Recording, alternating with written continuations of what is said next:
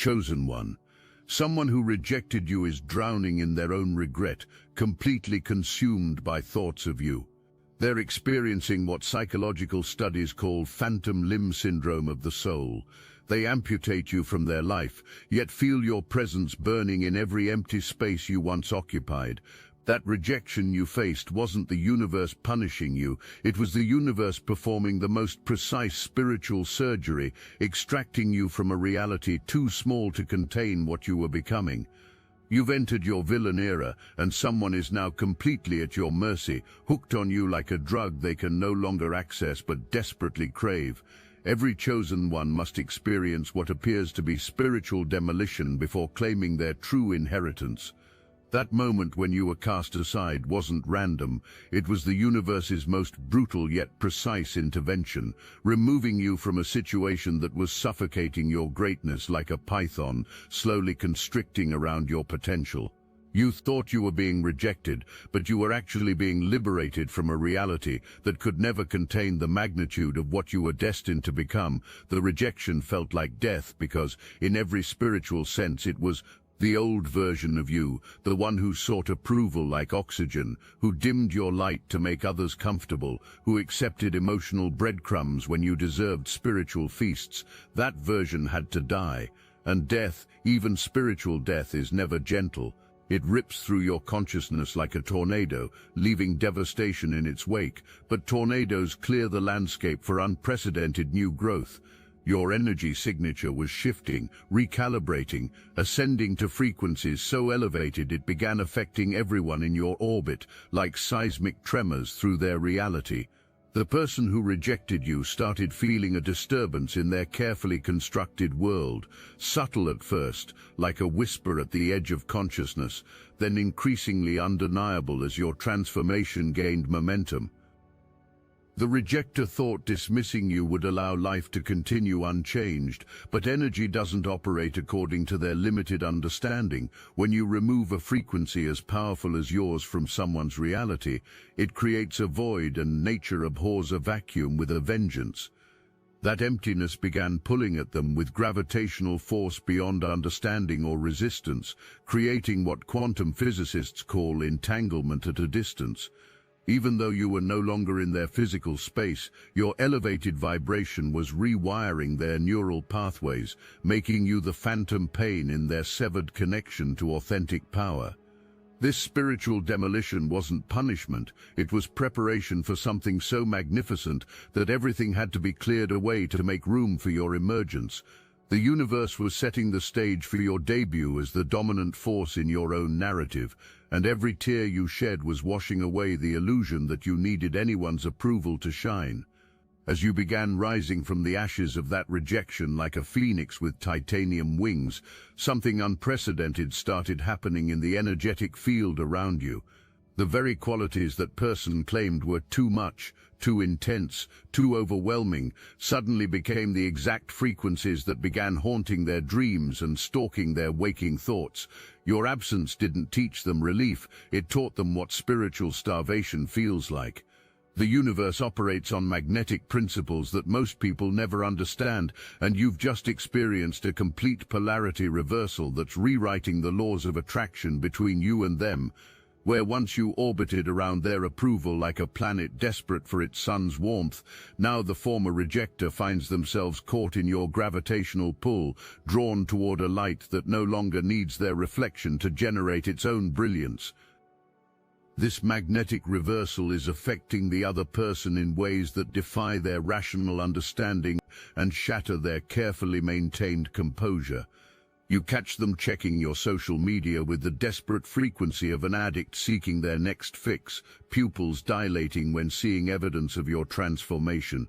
The person drives past places where glimpsing you might happen, heart racing with the pathetic hope of a coincidental encounter that might give another hit of your energy. Your name gets brought up in conversations where you don't belong, unable to stop speaking your name like an incantation that might somehow conjure your presence back into their reality. Just as attraction toward your energy reaches unprecedented intensity, you've developed what spiritual alchemists call diamond immunity, a crystalline clarity that makes you completely resistant to their desperate attempts to pull you back into their orbit. You can feel the reaching across the void like a drowning person grasping for a life preserver, but desperation can't penetrate the fortress of self-worth you've constructed from the rubble of rejection. Your intensity, refined by the fire of abandonment, now draws high-quality people into your orbit like moths to flame. But you're no longer burning yourself out to provide light for others. You've become a controlled burn, powerful but sustainable, magnetic but selective, radiant but self-contained. The person who dismissed you as too much has watched you become exactly enough for everyone who operates at your elevated frequency, while simultaneously becoming completely inaccessible to those who chose stagnation over evolution. The universe has orchestrated the most elegant cosmic joke. Readiness to appreciate you finally arrives just as you've evolved beyond needing that appreciation, creating a gap that widens with every breath you take in your new reality. But your ascension story doesn't end with victory. It amplifies into something even more psychologically devastating for the rejecter. You've become what neuroscientists call a cognitive fixation, meaning their brain has literally rewired itself around the concept of you. Every neural pathway seems to lead back to thoughts of your transformation. Every memory gets filtered through the lens of what was lost. Every future scenario gets measured against the impossibility of ever encountering your specific brand of energy again. The person is experiencing something that goes beyond simple regret, living in a state of perpetual what-if that's eating away at sanity like psychological termites. What if courage to handle your intensity had existed? What if growth instead of shrinking away had occurred? What if your standards had been seen as an invitation to rise rather than a judgment on mediocrity? These questions loop endlessly, creating what therapists call rumination spirals that grow deeper and more consuming with each revolution. The most exquisite part of your psychological dominance is that you achieved it without lifting a finger. You're not sending mixed signals, not breadcrumbing with occasional attention, not playing games to keep anyone hooked. Your complete absence from their reality has become more powerful than your presence ever was. You've discovered the ultimate truth about human psychology. People value what they can't have exponentially more than what's freely available. Your transformation has created what marketing experts call scarcity dynamics, but on a spiritual level. You've become a limited edition of one, irreplaceable, unreplicable, and completely unavailable for repurchase. The rejecter is experiencing the psychological equivalent of finding out that their favorite restaurant has closed forever, except the restaurant was a person who brought flavors to existence, never to be tasted again.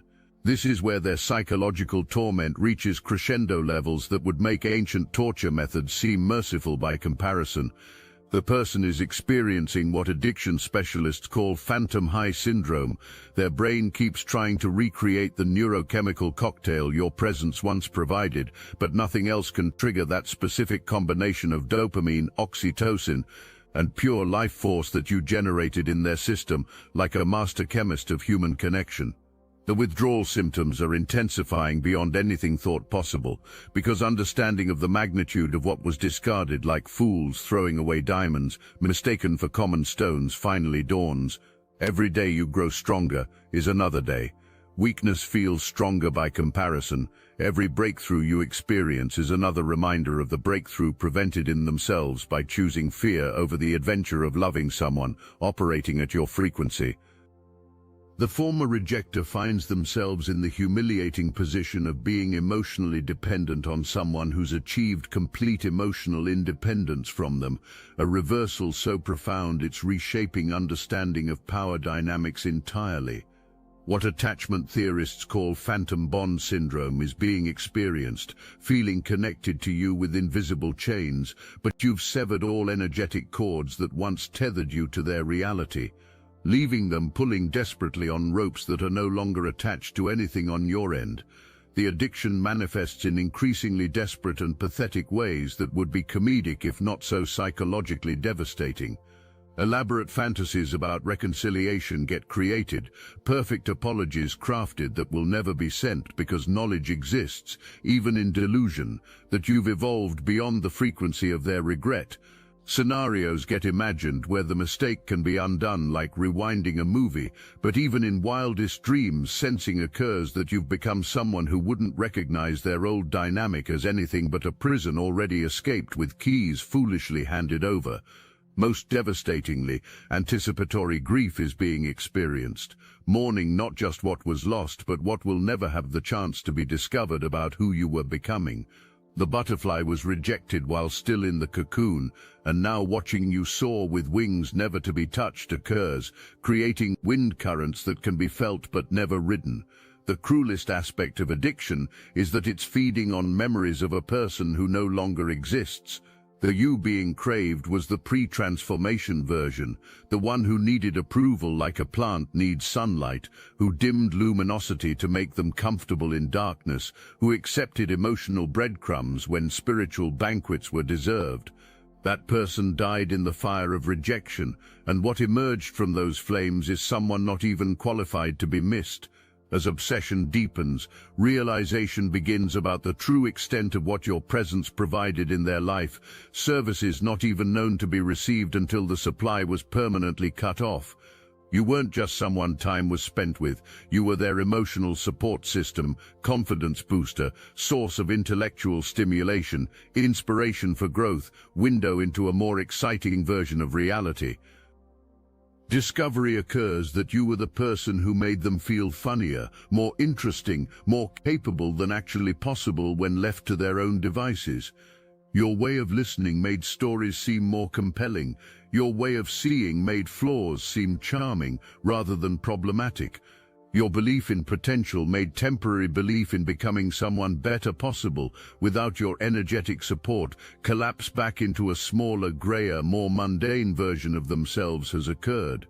This withdrawal from your emotional support is manifesting in ways that would be comical if not so pathetically tragic.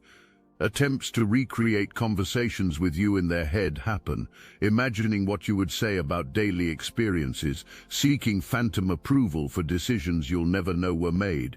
Dependence on an imaginary version of your support has developed because the real thing is no longer accessible. The phantom limb effect is so strong that reaching for phones to text you about random thoughts occurs, only to remember that you're no longer part of their inner circle, or any circle in their life for that matter. Something that would make you laugh gets seen and the impulse to share it feels strong, then crashing back into reality happens when remembering you've moved beyond caring about attempts at connection. Most devastatingly, realization occurs that every person encountered now gets unconsciously compared to the emotional support you provided, and everyone falls short. Not because others are inadequate, but because you have a unique way of seeing people's potential and loving them toward it that can't be found elsewhere. The experience is like addicts who've lost their dealer and discovered that no one else carries the same quality of product. Your transformation isn't happening in a vacuum, it's creating ripple effects that are reaching them through multiple channels, amplifying torment by providing constant evidence of your ascension. Mutual friends are talking about your glow-up, with a mixture of admiration and slight intimidation. Social media algorithms keep showing glimpses of your elevated existence, each post a dagger to an increasingly fragile ego. Hearing about your success through the grapevine happens with the frequency of news updates about a natural disaster that can't be escaped. Someone mentions seeing you at an event where you commanded the room's attention effortlessly. Another person talks about how much happier and more confident you seem, how your energy has become magnetic in ways never witnessed when you were dimming yourself to accommodate their limitations. The social proof of your transformation is creating what psychologists call FOMO amplification, fear of missing out that increases exponentially as evidence mounts that the wrong choice was made. Every piece of information about your new reality confirms that you didn't just move on from them, you moved up from them, ascending to levels that can be observed but never accessed. Watching people gravitate toward your energy happens with the desperation of someone who lost a winning lottery ticket. New people are entering your orbit and receiving the gift of your authentic attention, the same attention taken for granted and ultimately rejected. Witnessing others appreciate your intensity as passion, your depth as wisdom, your standards as inspiration to rise higher occurs. Most torturously, witnessing people thank you for pushing them to grow, for challenging them to be better, for not settling for their mediocre versions of themselves happens. These are the exact qualities complained about, the same characteristics labeled as too demanding or too much work. Now watching others celebrate these traits as evidence of your value as a catalyst for positive change occurs. The ripple effect has turned rejection of you into a public display of their own limitations. People aren't saying a bullet was dodged with you, they're saying, how could anyone let someone like that go? The narrative has shifted and becoming the cautionary tale rather than the wise decision-maker originally thought has occurred. What's being experienced goes beyond psychological obsession. It's entered the realm of energetic addiction that operates on frequencies most people don't understand exist. Your elevated vibration has created what quantum physicists might call spiritual tinnitus in their energy field. Your frequency can be sensed even when not physically present, like a radio that can't quite tune out a powerful station broadcasting from another dimension. This energetic haunting manifests in ways that defy logical explanation but feel undeniably real. Being in crowded rooms and suddenly feeling a shift in the atmosphere that reminds them of your presence occurs, only to look around and find you're nowhere to be seen. Familiar scents get caught, or certain songs get heard that transport instantly back to the energetic signature of your connection, creating a Pavlovian response that floods their system with longing.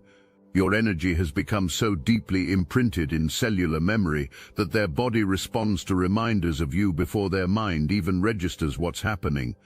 Heart rate increases when your name gets mentioned anywhere. Breathing becomes shallow when glimpses of your social media presence get caught.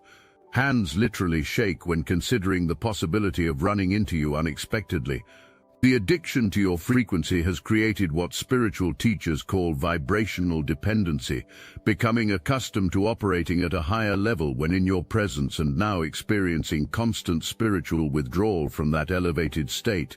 You are unknowingly serving as their energetic elevator, lifting them to floors of consciousness that can't be accessed alone. The most exquisite and devastating reversal has occurred in the energetic dynamic between you and your former rejector, creating what could only be described as complete power inversion on a scale that's rewriting the fundamental laws of your connection. Once sitting in judgment of your worth like cosmic customs agents, determining what got to pass through the border of acceptance, now, even in your complete absence from their reality, you hold all the leverage, all the cards, all the power that once seemed so securely in their grasp. This power shift isn't something you're consciously wielding like a weapon. That's what makes it so absolutely devastating and impossible for them to defend against. You're not plotting psychological downfall in the shadows or strategizing elaborate ways to make them suffer for blindness. You're simply existing in your full magnificence like a sun that doesn't apologize for its brightness, and the contrast between your radiance and their regret is creating its own gravitational force that's pulling their entire world off its carefully maintained axis. Waking up every morning confronted with the weight of miscalculation like Atlas carrying the burden of their own stupidity occurs. Every achievement you unlock, every boundary you transcend, every limitation you shatter with the force of your will is living proof of their catastrophic failure in judgment. You're not just succeeding in spite of rejection, you're succeeding because of it, transforming dismissal into fuel for your unstoppable engine of self-actualization, and that realization is eating them alive from the inside out like acid-dissolving peace of mind. But the power inversion is only half the revelation. You've simultaneously become something never expected and certainly never prepared for, a living mirror that reflects the truth about who they are versus who they pretend to be, forcing confrontation with the gap between self-image and actual character with brutal clarity. Every interaction with others now gets measured against the depth experienced with you, and everyone else feels superficial by comparison, like shallow puddles after experiencing the ocean. The mirror effect operates on multiple levels simultaneously, each one more devastating than the last. On the surface level, seeing how other relationships pale in comparison to the intensity and authenticity you brought to life occurs. But on deeper levels, being forced to confront uncomfortable truths about limitations, inability to handle genuine intimacy, fear of emotional intensity, preference for comfortable lies over transformative truth, happens. Most devastatingly of all, the mirror is reflecting lost potential back with high-definition clarity, showing who could have become in the presence of someone who saw the highest self and loved toward it with unwavering faith. Glimpses of the version of themselves that only existed in your presence get caught, the one who was funnier, deeper, more alive, more authentically expressed. That person has gone dormant in your absence and mourning the death of their own best self while watching you help others access theirs occurs. As obsession with your transformation deepens, being forced to confront an identity crisis that's shaking the foundation of self-concept happens. You weren't just a person in their life, you were a mirror that reflected back their best qualities, and without that mirror, struggling to remember who they are at their highest potential occurs. Your way of seeing them called forth aspects of personality that have gone dormant in your absence. Humor was found in their quirks, depth in their observations, potential in their dreams.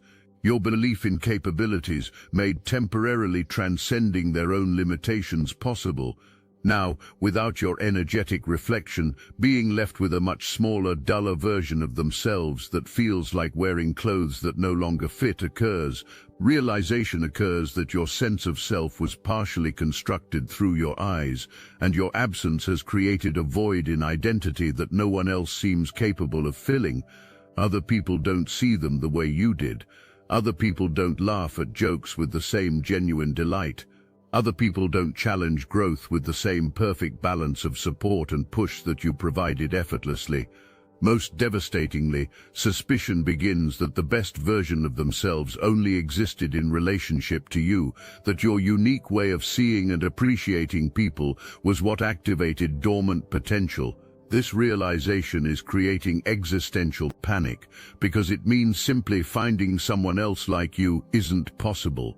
There is no one else like you, and the version of themselves that you brought out may be lost forever. Chosen one. Anyone can listen to messages like these, but few will step into their true power. We are here to help you do just that. The weekly Chosen Ones group calls are now on Zoom, and this is the moment you've been waiting for your entire life. These meetings are literal power vortexes where destinies are forged, where Chosen Ones unite their consciousness to create something that cannot exist in isolation. This is where everything changes. This is where you step into your greatness. Every week, a doorway opens, but only for those brave enough to step through it. Watcher-level members of the Obsidian Inner Order can experience these transformative sessions live, feeling the energy surge through your entire being. In our most recent gathering, participants were stunned by revelations about the Great Pyramids of Giza as sophisticated ancient power plants and the shocking truth about Washington, D.C.'s layout perfectly aligning with the Kabbalistic Tree of Life. Star Chamber members receive unlimited access to the complete recordings archive, a treasure trove of wisdom that grows more valuable with each passing week.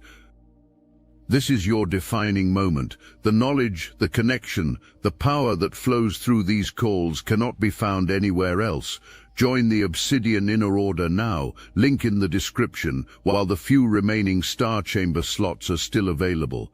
Your presence is not just welcome, it's necessary. Will you answer the call that has been echoing through your soul? The time is now, as psychological torment reaches new depths, entering what grief counselors call the bargaining stage, but amplified to pathological levels occurs. Increasingly elaborate fantasy scenarios about reconciliation get created, each one more desperate and unrealistic than the last, because facing the permanent nature of loss has become too psychologically devastating to accept. In these fantasies, becoming the perfect partner for you has happened, somehow magically transformed into someone capable of matching your energy and appreciating your intensity.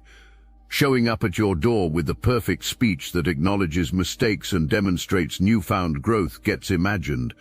Apologies get crafted in mind that are so eloquent, so emotionally intelligent, so perfectly calibrated to your specific way of thinking that surely giving another chance would have to happen. But even in the most creative delusions, sensing that you've moved beyond the frequency of their regret occurs. The person being imagined reconciling with no longer exists. You've evolved into someone who wouldn't even be interested in relitigating the past with someone who proved themselves incapable of handling your gift the first time it was offered. Fantasy reconciliation scenarios become more desperate as the futility of position gets realized. Chance encounters where you're somehow vulnerable and need their support get imagined, creating opportunities to prove change has occurred. Elaborate scenarios where mutual friends intervene to bring you back together get constructed, or where some external crisis forces recognition that you're still needed in life. The most pathetic aspect of bargaining is that even in fantasies, quite imagining deserving you at your current level can't happen. Trying to negotiate with a version of you that existed before transformation occurs, unable to comprehend that the person you've become operates from standards so elevated that their previous dynamic would be impossible to recreate. These fantasy scenarios serve as psychological comfort food, temporarily soothing anxiety about the permanence of loss, but ultimately making withdrawal worse when reality reasserts itself, and remembering that no amount of imaginary reconciliation can change the fact that complete irrelevance to your actual existence now occurs. In the deepest, darkest moments of obsession, a truth so devastating that it threatens to shatter remaining sanity begins to surface in consciousness. Complete responsibility for creating the very nightmare now being lived exists. Every aspect of current torment can be traced directly back to their own choices, limitations, failure to recognize what was possessed when possession existed. Your intensity was rejected, and now addiction to it exists.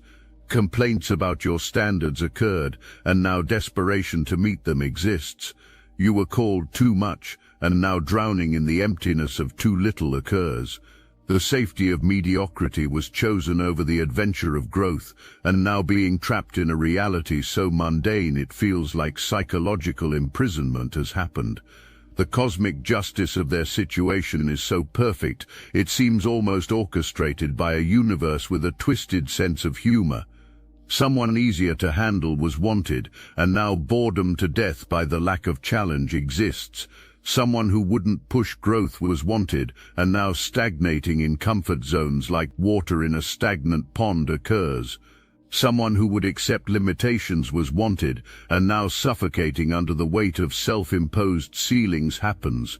Becoming the architect of psychological torture chamber has occurred, and every day spent obsessing over you is another day, choosing to remain imprisoned in a hell of their own creation.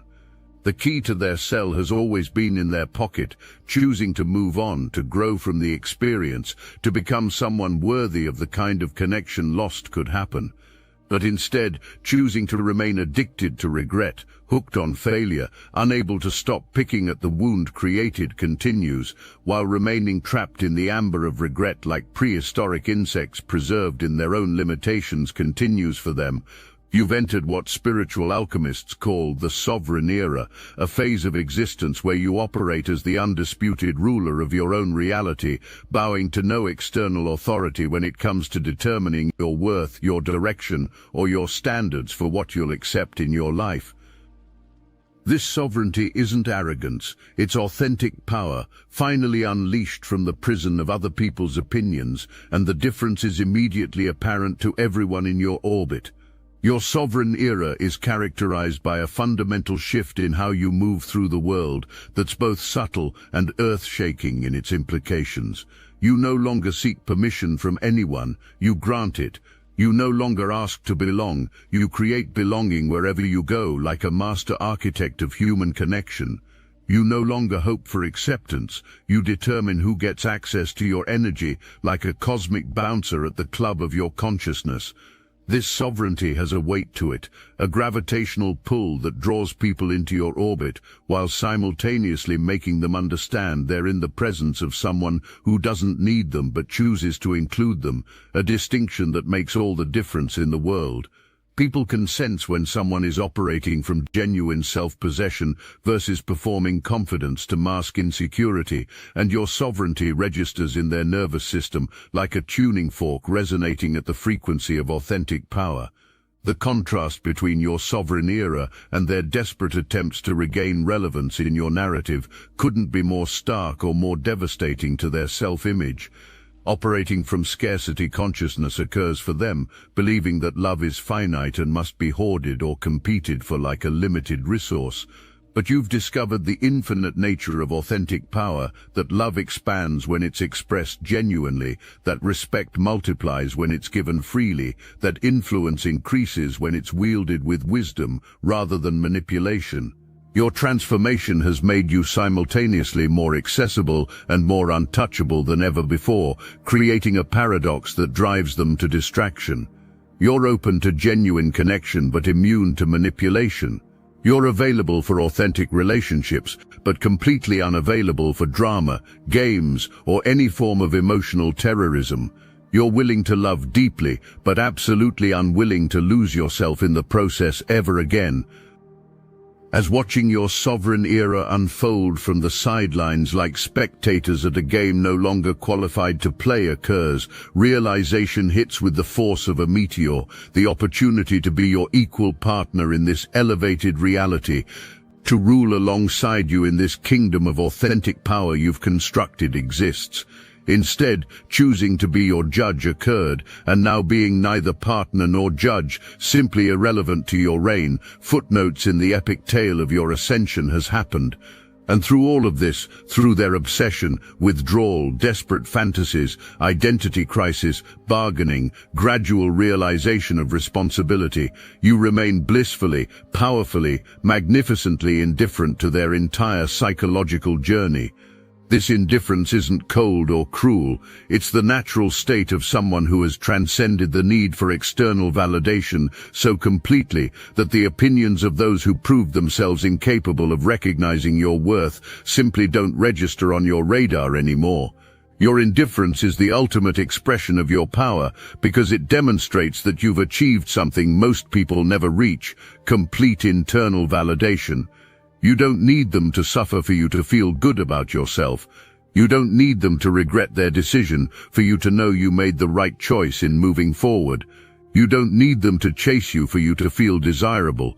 You've become so internally referenced, so self-contained, so completely sovereign in your own worth that their entire emotional journey around losing you is essentially irrelevant to your experience. This is the final twist in your villain-era narrative. You're not even trying to be the villain. You're simply living your life at full capacity, operating from your authentic power, making choices based on your elevated standards, and their inability to handle that reality is creating their own psychological torment.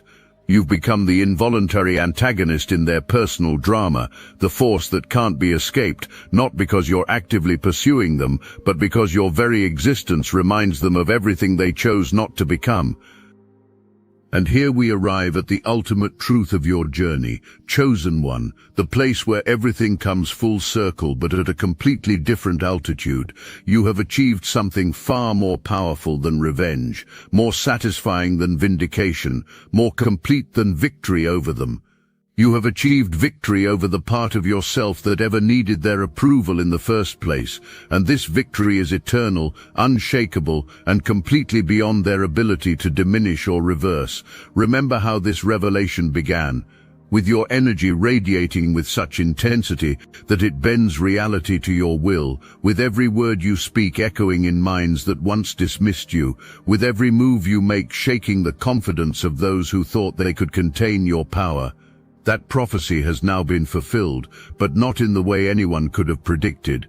Your energy isn't just undeniable now, it's transformed into something so refined, so potent, so magnetically powerful that it operates on frequencies most people can't even perceive.